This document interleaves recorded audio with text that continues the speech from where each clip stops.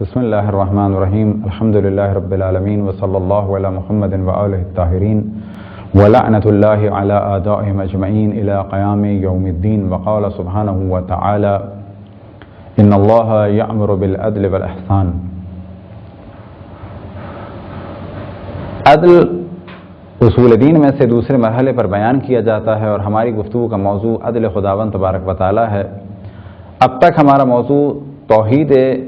خداوند تبارک و تعالی رہا اور اب ہے موضوع عدل۔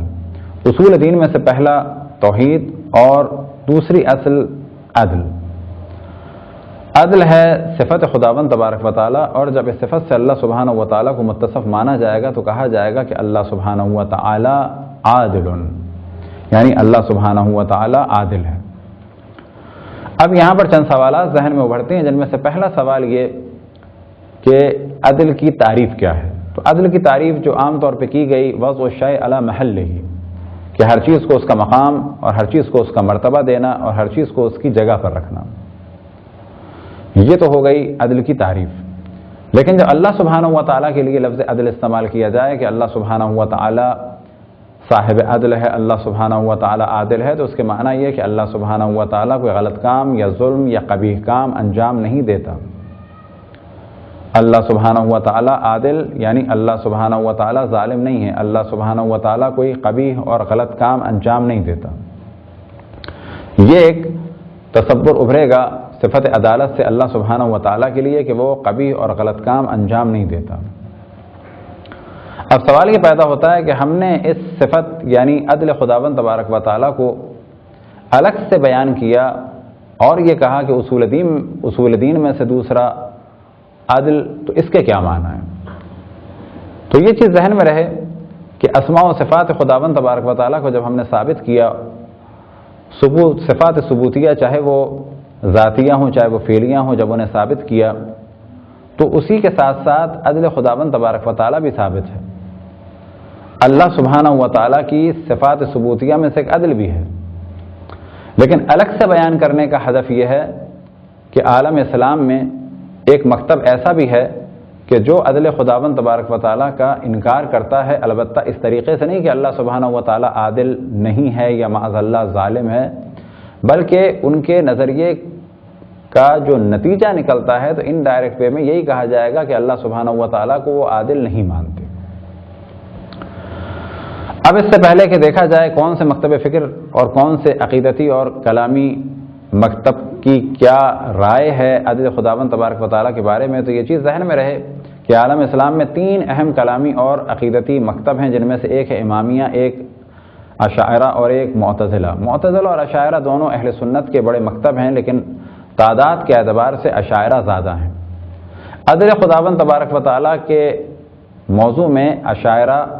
الگ ہیں، معتزلہ اور امامیہ کے نظریات قریب ہیں، البتہ فقط عادل ہونے کے عنوان سے۔ اگلی بات عدالت کی بحثیں ایسی ہیں کہ جس میں معتزلہ اور امامیہ میں بھی اختلاف ہے، خصوصاً تفویض کے موضوع پہ کہ ہم اس کے قائل نہیں ہیں کہ انسان ہی صاحب اختیار ہے۔ یہ بحث انشاءاللہ بعد میں بیان ہوگی۔ تو یہ ذہن میں رہے کہ تین اہم مکاتب فکر ہیں، امامیہ، معتزلہ اور اشاعرہ۔ عدل خداوند تبارک و تعالیٰ میں مشترک ہیں معتزلہ اور امامیہ۔ ان دونوں کو جب مخاطب کیا جائے تو کہا جاتا ہے عدلیہ۔ عدلیہ سے مراد یعنی شیعہ اور اہل سنت کی ایک جماعت یعنی معتزلہ۔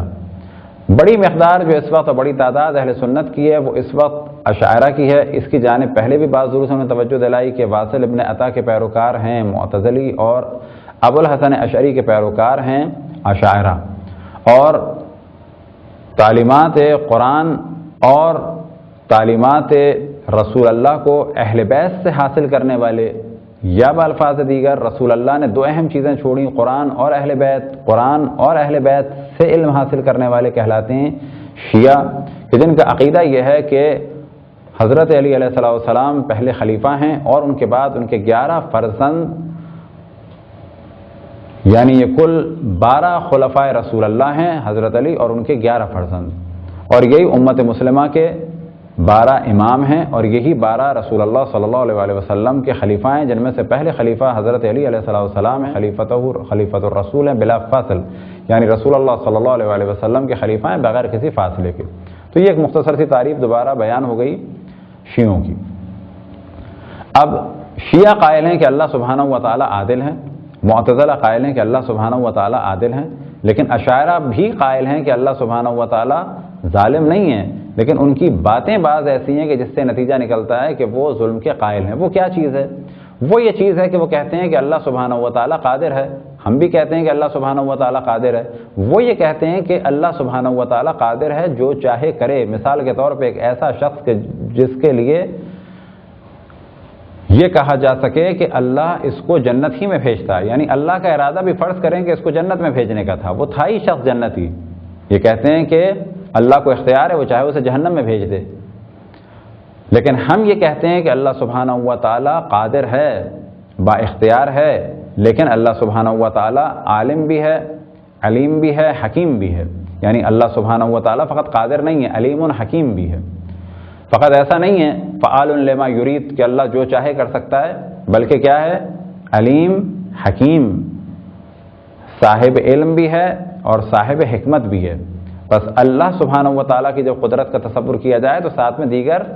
اسماء و صفات کا بھی ذکر کیا جائے کہ خداوند تبارک و تعالیٰ قادر ہے، لیکن اللہ علم بھی رکھتا ہے، اللہ حکمت بھی رکھتا ہے، بس اللہ کوئی غلط کام نہیں کر سکتا۔ تو اشاعرہ کا نظریہ یہ ہے کہ وہ ایک نیک اور پاک اور پاکیزہ شخص کو مثال کے طور پہ کسی نبی کو جہنم میں ڈال سکتا ہے، وہ اس کی ملکیت ہے، اور معاذ اللہ کسی فرعون جیسے شخص کو جنت میں ڈال سکتا ہے۔ ہم یہ کہتے ہیں کہ نہیں، یہ ایسا نہیں ہو سکتا۔ کیوں؟ کہ غلط کام کرنے والا، قبیح کام کرنے والا یا اس قبیح کام سے ناآشنا ہے،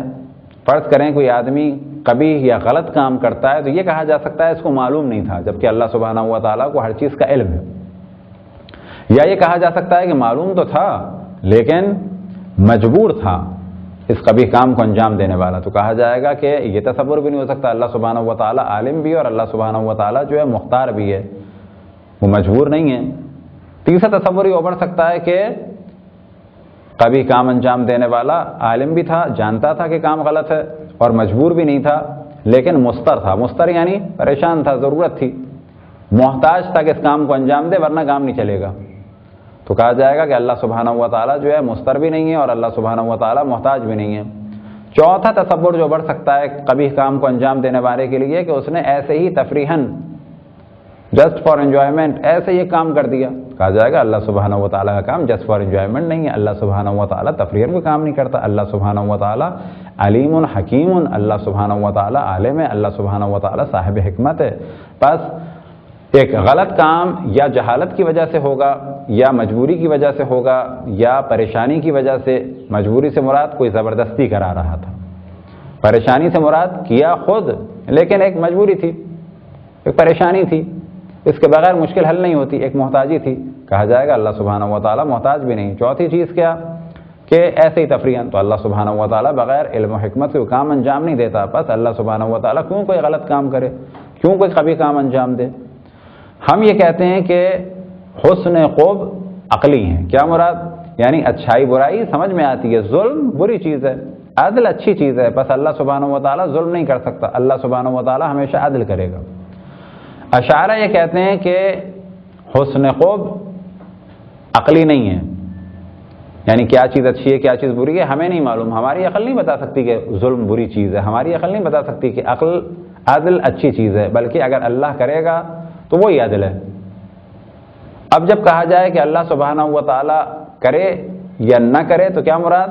کہ جو اب تک اللہ نے کیا وہ سب عدل ہے، جو اللہ سبحانہ و تعالیٰ کر رہا ہے وہ سب عدل ہے۔ یہاں پر یہ سوال کیا جاتا ہے کیا یہ ممکن ہے کہ اللہ ایسا کام کرے، کیا کام کرے کہ کسی مطیع و فرما بردار اور نیک کو کہ جس کے لیے جنت لکھی تھی اس کو جہنم میں ڈال دے؟ تو اشاعرہ کہتے ہیں وہ کر سکتا ہے۔ کیوں ایسا کہتے ہیں؟ کہتے ہیں کہ مرضی اس کی، اللہ قادر ہے، سب کچھ اللہ کا ہے۔ ہم یہ کہتے ہیں کہ نہیں، ظلم بری چیز ہے اور اللہ سبحانہ و تعالیٰ نہیں کر سکتا۔ وہ کہتے ہیں کہ نہیں، آپ کو کیا معلوم برا ہے یا اچھا ہے، جو اللہ کرے وہ اچھا ہے۔ ہم کہتے ہیں کہ نہیں، عقل اتنا جاننے میں کہ ظلم برا ہے اور عدل اچھا ہے، عقل یہ فیصلہ کرتی ہے، اور یہی تمام انبیاء کی تعلیمات ہیں، اور اس سے پتہ چلتا ہے کہ اللہ ظلم کسی بھی اعتبار سے نہیں کر سکتا، وہ صرف عدل کرے گا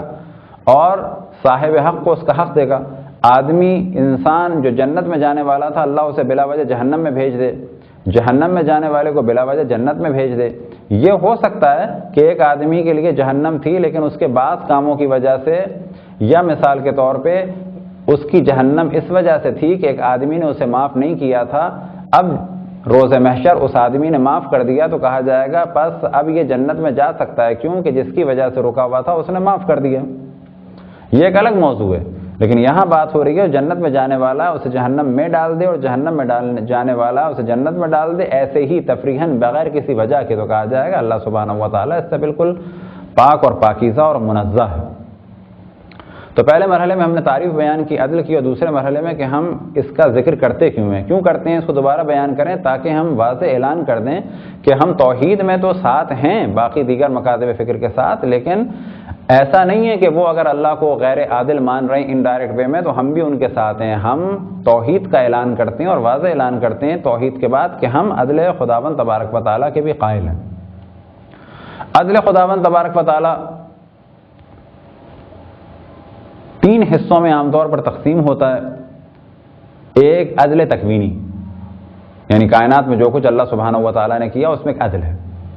پھر ایک آتا ہے عدل تشریعی، جو کچھ اللہ سبحانہ و تعالیٰ نے حکم دیا عدل ہی کا حکم دیا، اور ہمیں بھی جو کچھ حکم دیا عدل کے مطابق حکم دیا۔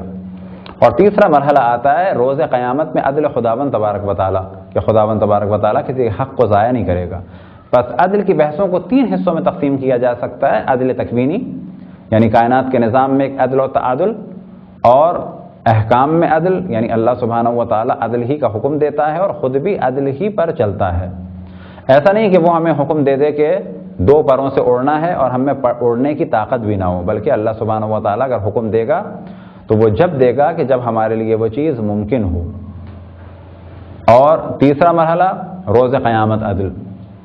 لہذا ان تینوں مرحلوں کو الگ الگ بیان کیا جائے گا۔ اس چیز کی جانب ہم دوبارہ توجہ دلائیں کہ ہم اللہ سبحانہ و تعالیٰ کی قدرت کے قائل ہیں، لیکن قدرت کے قطعاً یہ معنی نہیں کہ اللہ سبحانہ و تعالیٰ وہ کام بھی کر سکے کہ جو بعض ممکن الوجود کرتے ہیں۔ ممکن ہے کسی کو سن کے ایک گھبراہٹ ہو کہ کیا ایسا بھی ممکن ہے کہ خدا وہ کام نہ کر سکے۔ مثال کے طور پہ کہا جائے گا کہ ہاں، پہلا مرحلہ یہ ذہن میں رکھیں جب کہا جائے اللہ سبحانہ و تعالیٰ قادر ہے، تو قادر سے مراد اللہ سبحانہ و تعالیٰ کی ذات اور صفات کے مطابق جو قدرت ہے۔ اللہ سبحانہ و تعالیٰ کے لیے ہم نے بیان کیا کہ لیس کمثلہ شیء اینما تولوا فثم وجہ اللہ، کہ اللہ جیسا کوئی نہیں ہے، جہاں بھی آپ نگاہ اٹھائیں اللہ ہی اللہ ہے، پس معلوم ہوا کہ اللہ لامکان ہے۔ اسی طرح سے ہم نے کہا کہ اللہ کے لیے کوئی مکان نہیں، کوئی جگہ نہیں، اللہ کے لیے کوئی سمت نہیں، اللہ کی جانب اشارہ نہیں ہو سکتا، اللہ کا کوئی رنگ نہیں ہے، اللہ کا کوئی وزن نہیں ہے، اللہ کی کوئی لمبائی نہیں ہے، کوئی چوڑائی نہیں ہے۔ تو یہ وہ چیزیں ہیں کہ جب یہ سب کچھ ہم نے ثابت کر دیا تو کیا بھی سوال کیا جا سکتا ہے کہ جی ہم تو قائل ہیں کہ اللہ سبحانہ و تعالیٰ قادر ہے، اب اس کے بعد کوئی کہے کہ اللہ سبحانہ و تعالیٰ فوٹو کھنچوا سکتا ہے، تو کہا جائے گا معاذ اللہ، اللہ سبحانہ و تعالیٰ جو ہے قادر ہے کہ قطعاً یہ معنی نہیں ہے کہ فوٹو کھنچوا سکے، کیونکہ فوٹو کھنچوانا اللہ کی شان میں نہیں ہے، اللہ کوئی جسم نہیں ہے، اللہ کوئی جہت میں نہیں ہے، اللہ کسی مکان میں نہیں ہے۔ فوٹو کھنچوانا کس چیز کا کام ہے؟ ایک ممکن الوجود کا، وہ بھی کون سا ممکن الوجود کہ جو مادی ہو، اس کی فوٹو کھنچ سکتی ہے، کسی فرشتے کی نہیں کھنچ سکتی، مادے کی فوٹو کھنچ سکتی ہے، انسان کی کھنچ سکتی ہے، حیوان کی کھنچ سکتی ہے، کسی درخت کی کھنچ سکتی ہے۔ لہذا یاد رہیں کہ یہ ایک بڑی غلط فہمی ہے کہ جو لوگوں کے ذہن میں ہے کہ جی اللہ سبحانہ و تعالیٰ اگر قادر ہے تو وہ سارے وہ کام کر سکے جو ہم کرتے ہیں۔ ہمارے یہاں بچہ پیدا ہوتا ہے، اللہ سبحانہ و تعالیٰ کے یہاں بچے کی ولادت نہیں ہے، اللہ سبحانہ و تعالیٰ کسی کا باپ نہیں ہے۔ ہم پیدا ہوتے ہیں کسی سے، لیکن اللہ سبحانہ و تعالیٰ کسی سے پیدا نہیں ہے۔ ہم شادی کرتے ہیں لیکن اللہ سبحانہ و تعالیٰ بری ہے، اس کی کوئی بیوی نہیں ہے۔ ہم کھانا کھاتے ہیں، اللہ سبحانہ و تعالیٰ کھانے سے بری ہے۔ اب ممکن ہے کوئی کہے کہ جی اللہ کھانا کھا سکتا ہے، آخر میں دلیل لے کے آئے جی قرآن میں لکھا ہے ان اللہ علی کل شیء قدیر، تو یاد کریں قرآن کھیلنے کی چیز نہیں ہے، قرآن دین کو برباد کرنے کی چیز نہیں ہے۔ قرآن سمجھا جائے گا ان سے کہ جو قرآن کو سمجھتے ہوں، اور قرآن کو سمجھنے والے کون ہیں؟ قرآن کو سمجھنے والے وہ ہیں کہ جن کی تائید رسول اللہ صلی اللہ علیہ وسلم نے کی۔ لہذا کسی ایک آیت قرآن مجید سے دین کو سمجھنے کی کوشش نہیں کرنی چاہیے، بلکہ حقیقت یہ کہا جائے کسی ایک آیت کے ذریعے سے دین کو برباد نہیں کرنا چاہیے، بلکہ دیگر آیات کو دیکھا جائے اور ساتھ میں احادیث رسول اللہ صلی اللہ علیہ وسلم، اور پھر اگلے مرحلے میں اہل بیت علیہم السلام سے جو آیات نقل ہوئی انہیں دیکھا جائے۔ کیوں کہ رسول اللہ کا صحیح علم اگر کسی کے پاس تھا تو بعد رسول اللہ تو وہ باب مدینۃ العلم کے پاس تھا، یعنی مولا علی علیہ السلام کے پاس تھا۔ اس جانب ہم نے پہلے بھی توجہ دلائی کہ عالم اسلام میں جو ایک ظلم ہوا وہ یہ کہ مولا علی جیسے جلیل القدر نفس رسول وسیع رسول سے علم رسول اللہ نہ لیا جائے، اور عین اس زمانے میں کہ جب احادیث کی نشر و اشاعت پر پابندی ہے تو یہودی عالم دین کو جو اسلام کا دعویٰ کرتا ہے کعب الاحبار اسے بلا کے مدینے میں بٹھایا جائے، مسیحی عالم دین تمیم داری کو جو اسلام کا دعویٰ کرے اسے بلا کے مدینے میں بٹھایا جائے، یہ لوگ تعلیمات کو اسلام کے نام سے بیان کریں لیکن نفس رسول کو بیان کرنے کی اجازت نہ ہو۔ یہ وہ ظلم تھا کہ جو اسلام میں ہوا، اور اس کے بعد آج یہ جو اسلام کی شکل و صورت بگڑی انہی چیزوں کی وجہ سے بگڑی کہ جو حقدار تھے کہ جن سے دین لیا جائے ان سے دین کو نہیں لیا گیا۔ انشاءاللہ عدل کی بحث کو تدریجاً بیان کریں گے، پس اگلا مرحلہ ہمارا بحول اللہ وقوتہ ہی، اگر خداوند تبارک و تعالیٰ نے توفیق عطا فرمائی تو عدل تکوینی کہ کائنات میں خداوند تبارک و تعالیٰ نے ایک اعتدال رکھا ہے، ایک عدل رکھا ہے۔ وصلی اللہ علی محمد و آلہ الطاہرین۔